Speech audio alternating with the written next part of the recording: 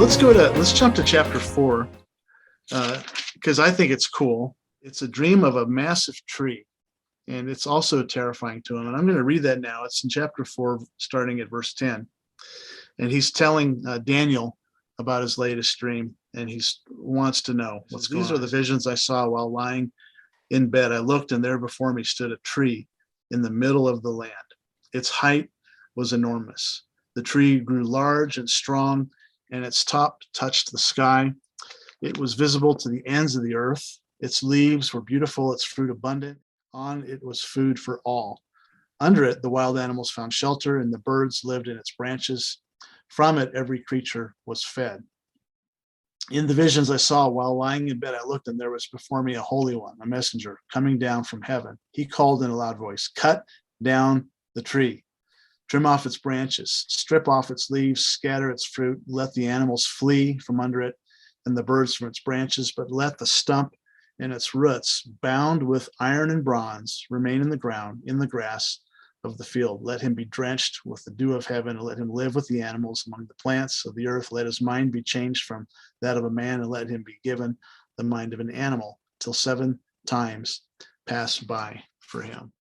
It's kind of embedded in American culture, this idea of pulling yourself up by the bootstraps. And when you do that, you're completely within your own rights to pat yourself on the back, which I think is interesting, because if you've ever imagined that, what that illustration, the pulling yourself up, that's not possible. Nobody is acknowledging the fact that they've got help. They're acknowledging the fact that they got up. Right. I think that's ultimately the downfall of Nebuchadnezzar, is that he feels like he built this kingdom himself. One of the really beautiful things about this story is that, like, God could have just burned the tree root and all, but he doesn't. Like, there is a seed of grace that is left.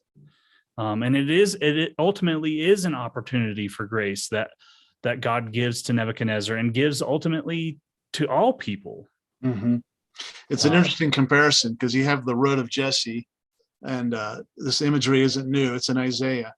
And eventually it looks dead. It's been chopped down by God, but then this itty bitty little sprout comes from the stump, and lo and behold, there's still life in that thing. The difference here is that this stump is covered with bronze and iron, and it almost looks like the material that your empire is built on is actually what's suffocating. And not only is your stump cut down, it's guaranteed dead, because it's covered with metal. Nothing will grow through that, but apparently even that's not too much for God. Yeah. It's so beautiful, because it seems to be the process. God blesses us. He gives us blessings. We take credit for them because we play a part in them. It's not like we just sit there and it happens to us. God seems to love. I mean, he has us plant the garden, and it grows, and we think we made it grow. Like Nebuchadnezzar is almost a type, a micro view of what God's doing with his own people. 70 years. And in the case of Nebuchadnezzar, it says until 7 times pass by for him. I think most people think that's 7 years. It's almost like a 7-year mini version of what the 70 years, the tree cut down, which is part of the imagery of exile. I'm cutting the tree down. And they get to watch it. The whole world gets to see the most powerful man on earth at the time take credit and be humbled. And it's almost like the Israelites, the people of Judah, have become like wild beasts, and they've lost their dignity. They've lost their humanity, and maybe we can learn from the rise and fall of our leaders even today. And there's plenty of leaders that are rising and falling, not just in politics but in the church. And the battle of life seems to humble us and give us an opportunity to be restored.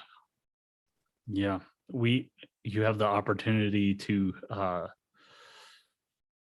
decide some of the outcomes in that, I think. Final thought, Nebuchadnezzar loses his mind for 7 years. And you talked about the battle for having hope when it seems hopeless. Is it hopeless for people who, and a lot of people deal with mental illness. A lot of people are take medication for depression or anxiety, bipolar, schizophrenia, so many things, so many of us, more than we know.